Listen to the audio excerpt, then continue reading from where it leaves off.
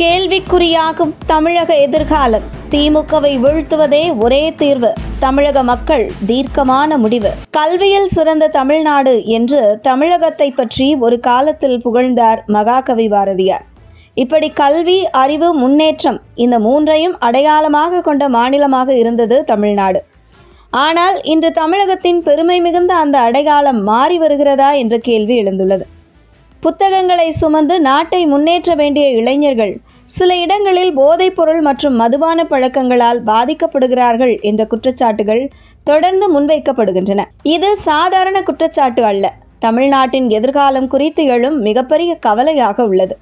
தமிழக பெண்களின் தாலியை பறிக்கும் டாஸ்மாக் என்ற விமர்சனம் பல சமூக அமைப்புகள் மற்றும் எதிர்க்கட்சிகளால் தொடர்ந்து முன்வைக்கப்படுகிறது. குறிப்பாக கிராமப்புறங்களில் பல பெண்கள் குடும்பத்தின் முழு பொறுப்பையும் தனியாக சுமக்கும் நிலைக்கு தள்ளப்பட்டு வருகிறார்கள்.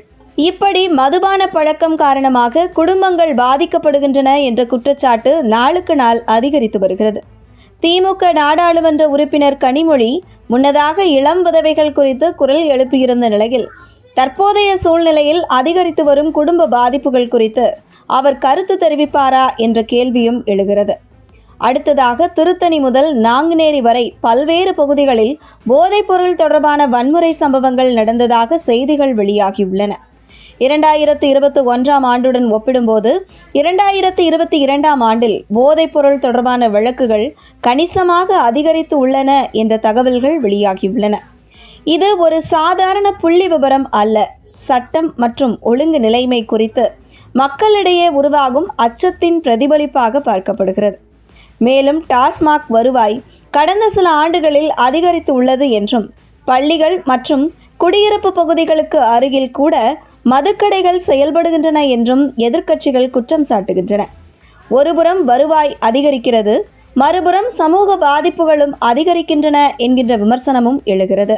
இந்த நிலையில் மாநில சுகாதாரத்துறை அமைச்சர் எம். சுப்பிரமணியன் தமிழ்நாட்டில் கஞ்சா பயன்பாடு கட்டுப்பாட்டில் உள்ளது என்று தெரிவித்திருந்தாலும் நர்கோட்டிக் மாத்திரைகள் பறிமுதல் செய்யப்பட்ட அளவு அதிகரித்து உள்ளது என்ற தகவல்கள் வெளியானதால் இந்த பிரச்சினை குறித்து பொதுமக்களிடையே சந்தேகங்கள் உருவாகியுள்ளன. இதற்கிடையில் திமுக ஆட்சியில் 2023 ஆண்டு விழுப்புரம் மற்றும் செங்கல்பட்டு பகுதிகளில் கள்ளச்சாராயம் காரணமாக பலர் உயிரிழந்த சம்பவம் பெரும் அதிர்ச்சியை ஏற்படுத்தியது. அதனைத் தொடர்ந்து 2024 ஆண்டு கள்ளக்குறிச்சியில் ஏற்பட்ட கள்ளச்சாராய விபத்திலும் பல உயிர்கள் பலியானது. இந்த சம்பவங்கள் வெறும் விபத்துகளா அல்லது நிர்வாக குறைபாடுகளின் விளைவா என்ற கேள்வியும் எழுகிறது. இந்த சூழலில் தமிழ்நாடு முதலமைச்சர் மு.க. ஸ்டாலினிடம் மக்கள் முன்வைக்கும் முக்கியமான கேள்வி என்னவென்றால், கடந்த 5 ஆண்டுகளில் போதைப்பொருள் பரவலை கட்டுப்படுத்த அரசு எடுத்த உறுதியான நடவடிக்கைகள் என்ன? உயர்ந்து வரும் சமூக பிரச்சனைகள் குறித்து அரசின் திட்டம் என்ன? இது வெறும் அரசியல் விவாதம் அல்ல, இது தமிழ்நாட்டின் இளைஞர்கள் எதிர்காலம் பற்றிய கேள்வி. தமிழகத்தின் அடுத்த தலைமுறை எந்த பாதையில் செல்கிறது என்பதை தீர்மானிக்கும் நேரம் இதுதான் என்பதால் இதற்கு ஒரே தீர்வு, இந்த தேர்தலில் திமுகவை வீழ்த்துவதே ஒரே தீர்வு என்கிறார்கள் தமிழக மக்கள்.